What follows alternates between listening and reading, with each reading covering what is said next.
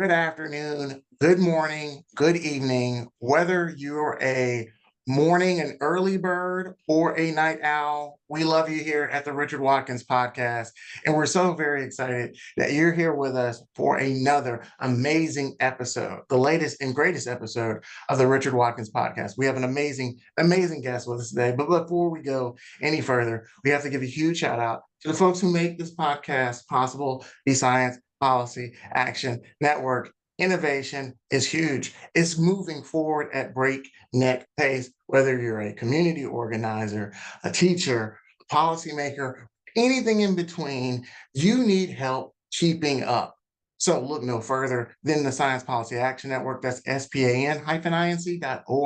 That is span-inc.org. Now, with that out of the way, without further ado, we have with us Rachel Ruttenberg joins us today on the Richard Watkins Podcast as a dedicated attorney, advocate, and policy leader with a career rooted in justice and reform. She currently serves as Deputy Chief of Staff for Policy in Cook County Government, where she helps shape and advance policy at one of the largest county governments in the country. Before stepping into public service, Rachel led transformative work in the nonprofit sector, most notably as executive director of the Family Defense Center, where she championed child welfare reform and guided a merger that created Ascend Justice, an organization committed to supporting survivors of gender-based violence and families navigating the child welfare system. Now she's taking her commitment to justice even further, running for Illinois State Senate in the 9th District. Her campaign is grounded in equity, community, and the belief that systems serve and uplift, not punish. Hopefully, I said that right. Correct me where I was wrong, Rachel. Thank you so very much for joining us on the Richard Watkins Podcast. How are you doing today? I'm great. Thanks for having me. You did very well. Yes, yes. Well done. I'm always really worried. I'm like, do I do it right? Did I do it right? So, all right, let's back all the way up. Where is Rachel from, and how did Rachel get to be this person that I just read off? I mean, that's huge. Where did you start out? Yeah, so I actually grew up my whole life in the suburbs of Chicago. So haven't gone very far. I grew up in the Arlington Heights and Buffalo Grove area in Chicago, outside of Chicago. I'm a third generation Jewish Chicagoan. My grandparents grew up on the west side and they moved up to the Morton Grove area, and my family, we were what they used to call middle class back then. We don't really have that anymore. But they wanted to go buy their first house, and so made their way out to the edge, which was at that point Arlington Heights. So I have a lot of family roots in the Chicago area, and that now I'm running to represent some of those communities. Let me ask this. So you are, participating in politics in Chicago, in Illinois, who have, and so just to provide a bit of context, I'm from North Carolina, and kind of growing up, trying to learn what I can about government, power, policy, institutions, always looked at Chicago as being unique historically in regards of politics, in regards to democracy, Abraham Lincoln. I mean, you name it, right? What is it like growing up in Chicago, home of the deep dish, the Bears, the Cubs, and incredible politics? Yeah, and now Pope Leo. Um, Oh, yes, I'm so sorry to have left that out. You're absolutely right. Like, That just to was the name story another, of the that's weekend. another feather in the cap. What Yeah, is that yeah, like? yeah, What is that like? yeah. So, I don't really know because politics was not part of my upbringing. It wasn't really part of my life. My parents were both trained as social workers, and they had me pretty young. I'm the first of four kids, over about 14 years. And they really just taught me that we are here to serve. And so, what politics looked like to me was, pulling together some old clothes so my mom could bring them by the school because, she heard some families, needed a refresh of their wardrobe, or let's put together some food because, one of the families that she's working with needs some extra help on groceries this weekend.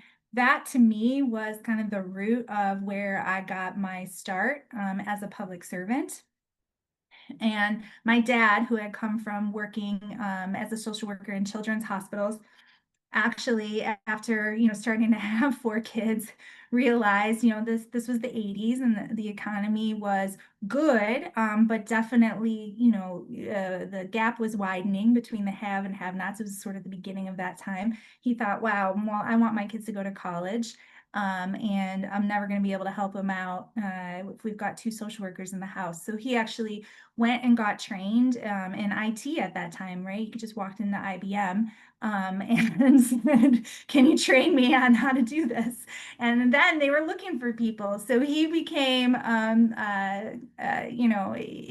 the pipeline for like quality assurance work in an IT company in the 80s, and they trained him up and he was ready to go, but he really sacrificed, sort of his passions in order to help raise our family and make sure we had enough resources to, eat, do all the things we needed to do and get ourselves to college. So my parents were really formative in kind of who I was and what how I grew.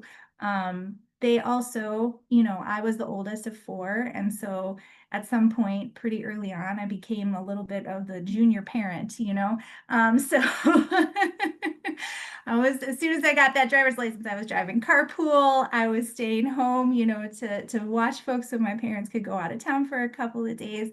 And so I was very much a leader kind of from day one. And growing up in the Chicago suburbs at that time, our schools did have amazing resources. And so I kind of got the best of the best in terms of an education, became really active in music, and as well as my siblings. My siblings are musicians.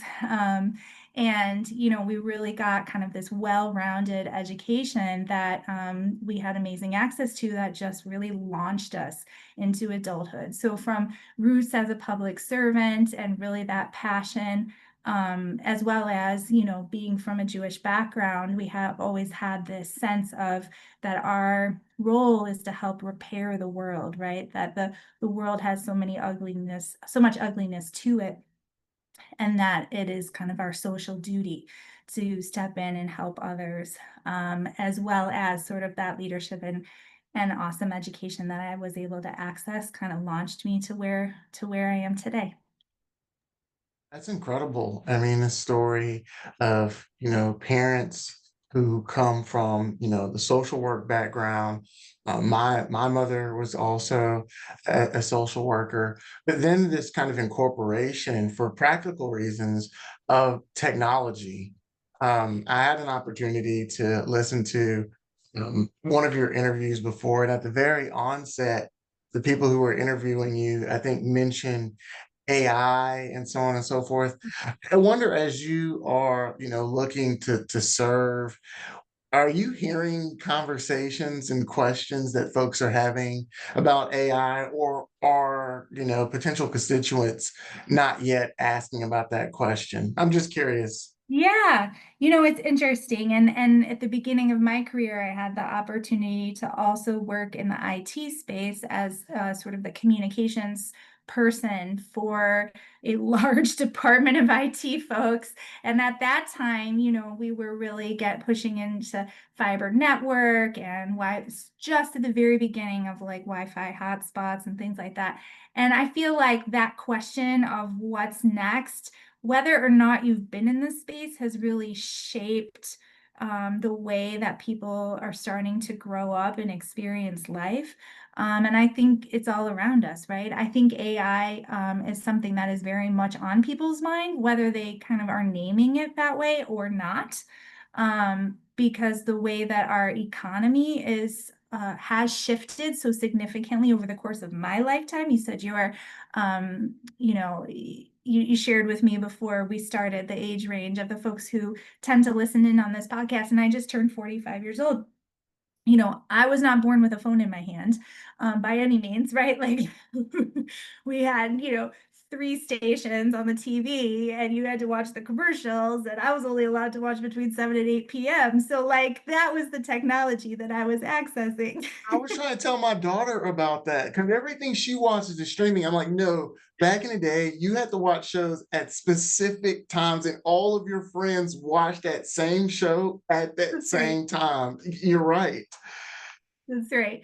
But I think whether or not we realize it or are sort of experiencing the change in our day-to-day life, we sort of know it's there. And there's a lot of feelings of just trepidation about what's to come and what that's going to look like, both from like, what our communities are going to look like, how young people are going to experience it, how education is going to be impacted, how the workforce is going to be impacted, all of these aspects to sort of these technology waves that we've seen throughout the course of my lifetime, at least.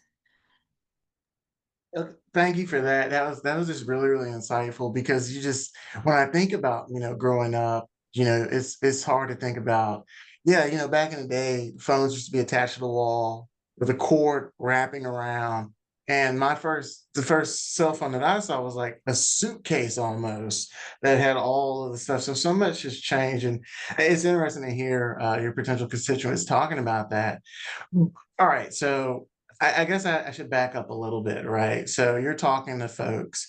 What are you hearing as I guess, the top issues from residents of the ninth district? And then, what are you thinking about doing? Like, how are you planning? How are you holding all of these things? Because I know going into politics, you have your own issues, and then you start talking to folks, and they start telling you about their issues, and so it really begins to broaden the way you think about things. So, what are you hearing from folks, and how is that maybe changing the way you're thinking about things? Yeah, no, it's true. It ends up being a bit of an iterative process. You sort of start with your own set of values and experiences, and I have like 20 years of work experience that I'm sort of bringing to these conversations. But then, you sort of never know what you're gonna end up chatting about when you're enter into a conversation with a constituent or a potential voter. And it's a really, honestly, it's a delightful part of this whole process. And I love to get to know people. So just kind of how you started, from where am I from, or who I am, or what are my roots. That's the kind of thing I like to ask people about too. I think there's a couple of things that have come up, in recent weeks, that are really on folks' mind. Um, One is kind of the state of our schools. How are we going to financially persevere, especially if our school districts are at risk of having funding taken from the federal government? And so people really are feeling that. They feel like post-pandemic, our elementary and high schools have been kind of operating on fumes, right? There's been a high sense of teacher burnout. So many things teachers need to be doing these days, and those budgets at the school and the school district level are getting harder and harder every year to kind of make ends meet and have them provide the things they need to be providing. And the parents feel that. So I have two kids in our local elementary school here. And so that's a big thing that I'm hearing about. How are we going to plan to continue to give children that wonderful education that I had such a big privilege of having when I was a kid? I don't know that that exists anymore, first of all, I'll say. And then secondly, how can we rebuild or build ourselves up? And then how can we introduce more equitable revenue streams so that every child has the ability to access those resources in schools? So that's a big thing that I hear about, because people are just afraid. They're afraid of what's going to be happening to our communities over the next couple of years. And that school piece of it, I mean, schools are sort of these core institutions in our communities, and they provide us the hope and the plans for our future as we send our next generations through them. So making sure they're both structurally sound, financially sound, and are able to provide the things that kids need. That's really, really important to folks. Wow. So I guess one of the things, so how do you, this is going to sound naive, but I think we should, I guess, how do you run for anything? I mean, how do you run for anything? Like if I'm sitting at home and I watch this and I'm like, man, I'm feeling really inspired. Maybe I should do more. Maybe I should run for office, but where do I start? So, okay, take me back. You first decide, all right, now is the time to run, right? These issues that matter to me and my community, it can't wait any longer. All right, you make that decision. What's the first thing somebody does? Right. So I'll tell you, if they've been talking to anybody about races, which I think would be the first step to anything, right? Which is to explore how other people have done it, ask a lot of questions, try to meet with folks who've been through that experience. You sort of understand that you need at least the semblance of a what I would call a path to victory, right? So what's your path to victory? You want to run, but you don't want to just run, you want to win. You don't want to just run, right? So what's your path to victory? And your path to victory is how many votes do you need and where are they going to come from?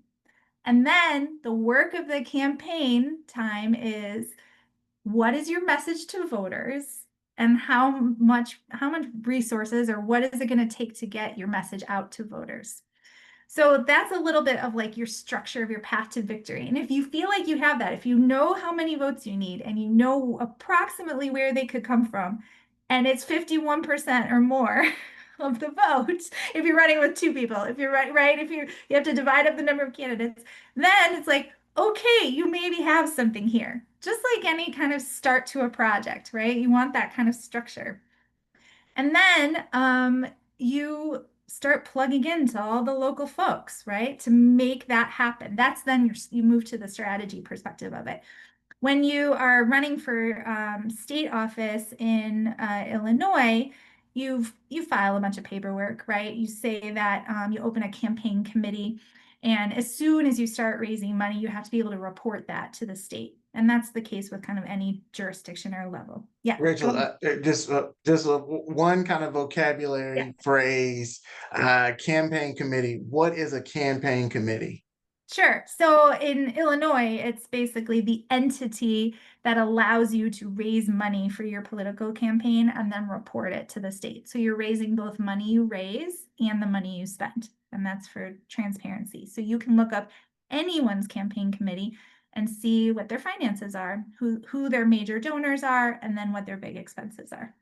Also, one other thing, and sorry to cut you off, but this is so like Yeah. juicy, so much stuff in there. I like, but one other thing that you keep alluding to, and maybe it's a subconscious, you're also alluding to the fact that political processes occur differently in different states, right? So Right. as you're explaining, you're like, well, in Illinois, that is an important distinction because what happens in Illinois may be Right. different than what happens in California, which may be different than what happens in Texas, and so on and so forth. So that is an absolutely excellent distinction. All right. I mean, sorry Yeah. to interrupt. That was No, good. it's okay. You also have to think about what jurisdiction you're running in. So I said I'm running for state office in Illinois. So there's a set of rules about that. But if you're running for municipal office, or you're running for county office, or you're running for federal office, those all have different rules, right? So I'm talking about like where you're filing and who you're reporting to. I'm talking about how much money can be raised from each individual that you're talking to. There's rules about whether you can be affiliated with a party or not. Some jurisdictions are nonpartisan elections, right? So every kind of jurisdiction or every level of government, if you're thinking about running for office, or if you know someone who's thinking about running for office, you have to kind of get a handle on those rules so you know how to follow them from the get-go. Does that make sense? It makes perfect sense, but I can tell you this, it I don't think we know that when we're thinking about politics. When I'm thinking about politics, I'm thinking like, all right, what happens here happens everywhere. Or when, I'm an old man, I'm becoming an old man now. And so I get a chance to do old man things. Like when people are on their skateboard too fast through the neighborhood, I can shake my fist at them and tell them to slow down. But also, I have an opportunity to look at young folks and say, get involved, run for something. But then I don't tell them what all is involved. And that's why I just think this is just so awesome, because I think we take things like this for granted. Like, because we think all politics is partisan, but you just mentioned many municipal races are nonpartisan. I think many people would be justified in not realizing that that's the case. And so I think that's absolutely excellent. All right. So you file a campaign committee. And now, if I understood you correctly, you're now tracking the money your campaign committee spends and the money your campaign committee receives. That's right. Okay. You're receiving and spending money. What's happening next? And Sure. you're meeting, all right, sorry, and you're meeting with different community leaders as well Yeah. at the same time. But that sounds busy. It sounds Yeah. busy, right? Yeah. Well, we haven't even gotten to the next part, which is getting yourself on the ballot. So just Let's because go. just because you file your campaign committee and you start raising money doesn't mean you're on the ballot. You have to go through in Illinois for the state races, you have to go through a petition process. So that means I'll need to get 3,000 valid signatures of people who live in my district to say that they want to see my name on the ballot. And I have to get that within a set period of time, and I have to validate them all, and then I have to file them with the state and hopefully get my name on the ballot. So that's like a whole nother step. Um, and Wait, then, can't you just pay a fee to circumvent the petition process? no, definitely not. No, Oh, definitely not. wow. So that's different in North Carolina. In North Carolina, you can just pay a fee to What? circumvent that. Yeah, go ahead. Oh no, definitely not. And then because I have, I started fundraising kind of on day one because it's a costly endeavor running for office, kind of no matter what you do, but depending on the level of government and the type of race, right? It can be a wide range.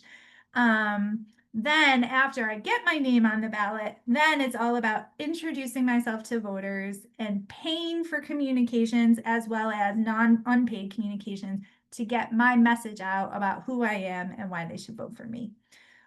So the whole thing right now is about 9-10 months. And so the first couple of months is that like entry level stuff, the introductions to community leaders, putting my strategy together and my path to victory and starting the fundraising. Then the middle couple months is the getting the name on the ballot. And then the last couple of months is kind of taking it home by communicating who I am and why people should vote for me. So that's kind of your run of the mill campaign. Oh my goodness. That sounds exhausting and amazing at the same time.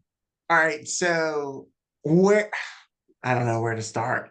Where where in the process are you now, and what is the Illinois kind of timeline from like start to finish for your Yeah. campaign?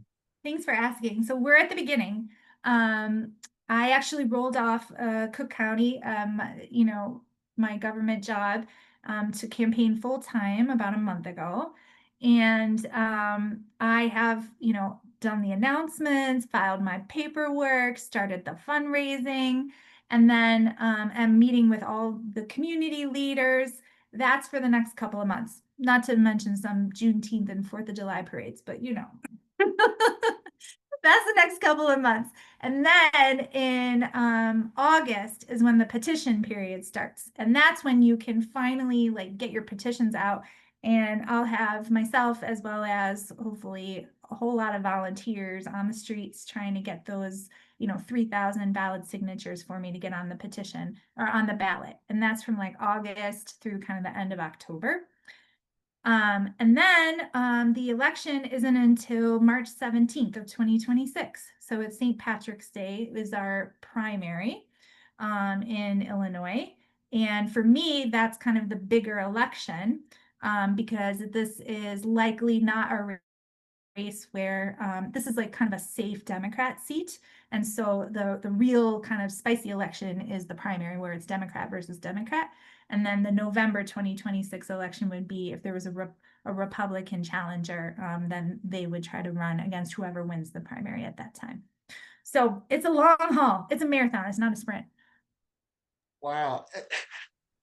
Yeah, but it's also like you're it's a marathon in which you're sprinting. Like you Yeah. sprint for a very long time. Okay, so all right, so you just mentioned parades and events to go to, um, which sounds, I don't know. Would you consider yourself an extrovert? And is politics only a game for extroverts? Like if I'm an introvert, right, I want to serve. I still want to serve, help craft policies, represent, my community, but I'm not an extrovert. Does that mean the game's just not for you? Like, how do you navigate these very, I don't want to say intense, but highly social Right. situations? Well, or some early advice I got was that you may have opponents, but really when you run for office, the hardest thing is running against yourself, right? So it's yourself telling you, like, your own confidence, telling yourself you can't do something, looking at the number of activities or and how it matches up with your like innate personality traits. And I think there are challenging parts of it to everyone. It's just going to be different depending on the person. So it's true. I am more extroverted, but even I'm getting sick of talking about myself, right? Like,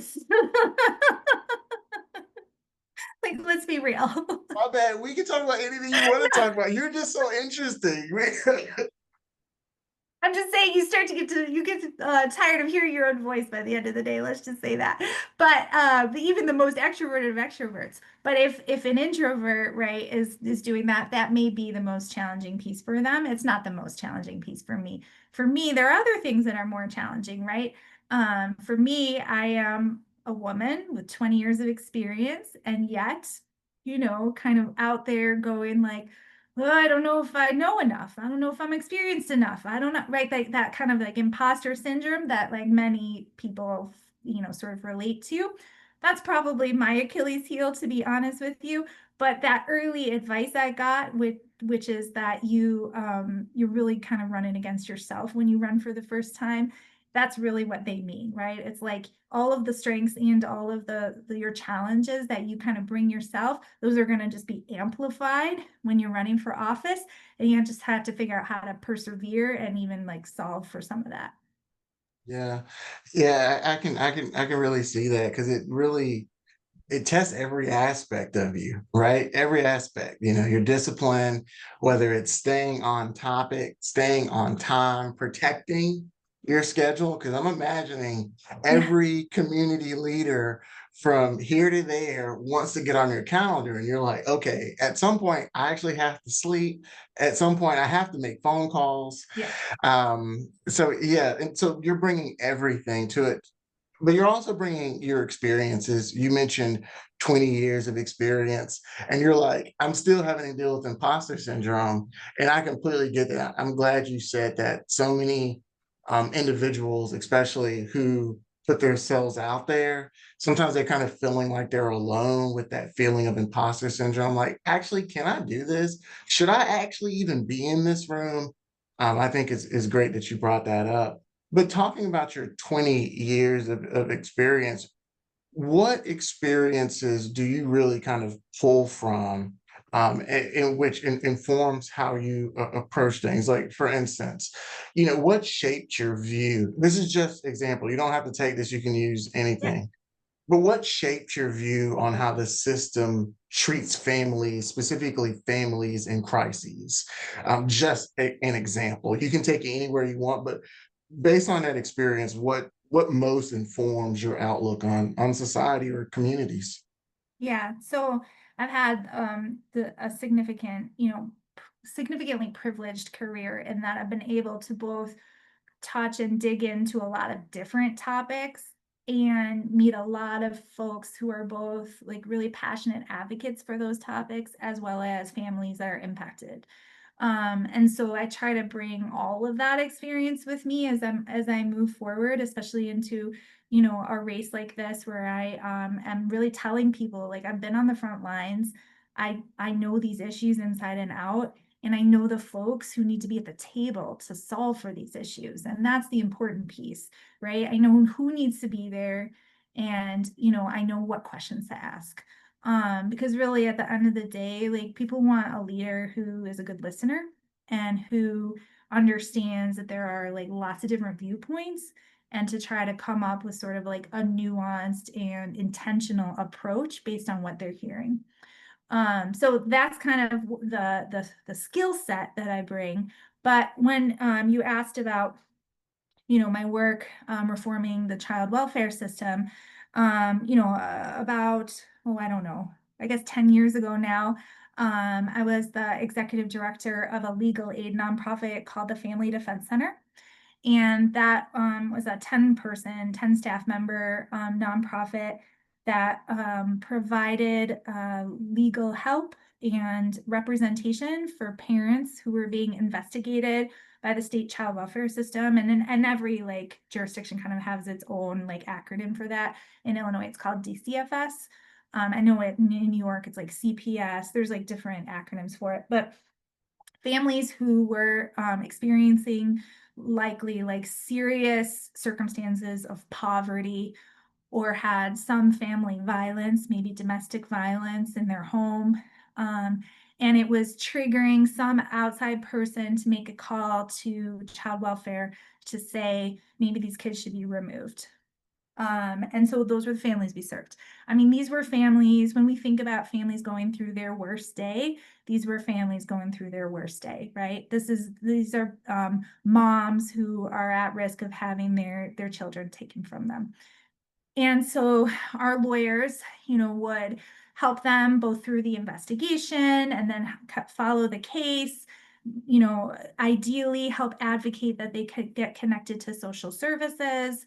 And these were, like I said, overwhelmingly people who were experiencing poverty, and overwhelmingly people of color in our Illinois child welfare system. And sometimes we won, sometimes we lost, right? And then we would file like civil rights lawsuits and class action lawsuits to try to structurally change the laws to make them more fair, more transparent, and honestly provide like more of a human services aspect to these families, as opposed to criminalizing people at the outset. So that work really shaped me. I sort of came in with my own natural inclination that, you know, children should remain with their parents, or the people who are bringing them up, like the vast majority of the time, unless there's like a really serious issue and they need to be separated, right? But that we should not be just kind of like willy-nilly pulling people out of their homes. And the damage that we know has been done from, the thousands of children who have been put into foster care, often, in homes, or bouncing from foster home to foster home, where those family structures are maybe not the strongest. Like, that damage can, has impact for decades and sometimes generations, right? So a lot of those kids like end up in the carceral system, and it kind of, perpetuates this cycle through their lives and through their families' lives and through generations. So this work is really, really close to my heart. And it's something that I saw time and time again, families who were just trying to get by, maybe a mom who's just trying to leave a bad situation doesn't deserve to have her kids taken from her at the same time.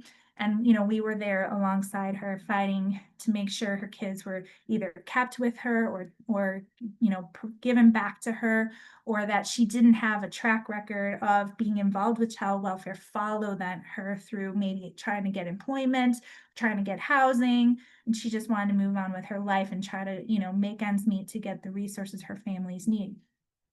So these were really like strong stories that have stuck with me my whole career. And, this is running for the Illinois State Senate. not a lot of people are out there saying like, hey, I've worked on one of the most complex, heart-wrenching state agencies, in our basically in our national consciousness. This is one of the most complex issues we have, right? And I'm comfortable walking right in and sitting down and saying, like, okay, let's take apart all the things here. Let's figure out how we can do this better. How can we like approach families with more of a human services or resources mindset instead of criminalizing them right away? How can we kind of stop this family cycle from occurring again and again and again? And I'm a strong believer that government has a role in making people's lives better, and in really serious circumstances government has a role in intervening and bringing people to justice, but they're not the same thing, right? And with families and with children, I feel you need to start from a resources perspective first. So that's kind of the framework I'm hoping to bring with me, and the set of skills to kind of say, okay, let's bring all these stakeholders together. Let's make the system better. Let's do what we can and incrementally change and evolve our government to a place where we're serving people better. We're serving children better. We're stopping the cycle of violence. We're decreasing the criminalization of Black and Brown families in Illinois. And that's not gonna happen overnight, but it's something we can do, and we can do it over time. And like, let's figure out what we're gonna do the next 2 years, 5 years, 10 years on this issue. Again, folks, jumping in now, we've been talking with Rachel Ruttenberg, running for Illinois State Senate. Where she looks to represent the 9th District of Illinois. If I were to have you finish this sentence, how would you finish this? The 9th District of Illinois is blank. Strong. Strong. Oh my goodness. It sounds like a great state of the district speech, right? Ending the state of the district is strong. That was good. You paused for a moment, nodded your head, and then was like, strong. That was good. That was really good. I caught you off guard, but you were like, I'm ready for it. That was good. That was good. Hey, listen, I want to tell you, thank you for being with us today, but we're not done yet, because I just have to say that being the host of this podcast is a huge treasure, a blessing, an opportunity, because I get to talk to the most amazing people from around the country and hopefully around the world, right? About issues of innovation, institutions, and it's just absolutely incredible. But what happens is time goes by faster than I can imagine. And because this is not scripted, I always kick myself after the end of every episode because there's something that I should have asked. And you may have been waiting to answer a question that you never received, but I don't want you going out here without having addressed that burning question that you were hoping to get. So I'm going to give you an opportunity to ask yourself the question that I should have asked and then answer it, right? So you can be like, well, what I was hoping you would have asked, and then ask, and then you're like, I would have said such and such and such and such. How's that sound? Can we do that? That sounds good. All right, Rachel, it's on you. All right, so what I was hoping you would ask is, how does one decide to run for office in this current political climate, right? We've got unprecedented things happening in all industries, sectors, and communities. And so what my answer to that would be is that I've been training for this. This is my moment. I am ready, and I don't see any choice, right? Like, if you have kind of the experiences and skills to make your community and your state better, if we as a country are facing some of our most unprecedented and maybe like hardest conflicts, this is then the perfect time, right? There's no choice. There's no choice. I have to go in head first, and I have to try to do my best to represent both my neighbors and my people, but also work across lines and get into really hard conversations and solve problems. And some of those problems are going to be, how do we move forward? massive conflicts between state governments and the federal government and communities that are just trying to do their best. But that's the job that not only I know is out there, and my friends think I'm crazy to want, right? But I also feel I have no choice, and this is a bit of my mission. So that would be the question and answer. Ooh, I love it. I love it. Yeah, that is the question that a lot of people get. The question is, why now? Why now? And it's like, it's a good question, right? Because it should have been yesterday, right? Like, that's a great question. Why now? Why did I wait so long? I should just apologize for having you wait for me for so long. But, right, that's, that's a little bit of what I heard. I heard like urgency. And I thank you so much for, stepping into the arena. I think there's a lot of people. If you had this is the final question. It just popped into my head. If you had a Rachel's Mount Rushmore or a Mount Rachel, and you were to put upon it 4 leaders, right? They don't have to be presidents. They can be presidents. They can be leaders. Who would you put on your Mount Rachel? Yeah, what 4 faces? Oh my gosh, that's a really hard question. My bad. You know what? You don't have to answer that one. You don't have to answer it. Some questions are just inspired by the guest, and Get that was back to one you of them. with my dinner table. Hey, you know what? That is absolutely fair. That is absolutely fair. But I will wrap up just like I kind of started off that question, by thanking you so much for your service. Thank you so much for throwing your hat into the ring, stepping to the arena. As you said, it is a marathon. So run it, and good luck in your race. We really appreciate you taking the time out of your day to be with us here on the Richard Watkins podcast.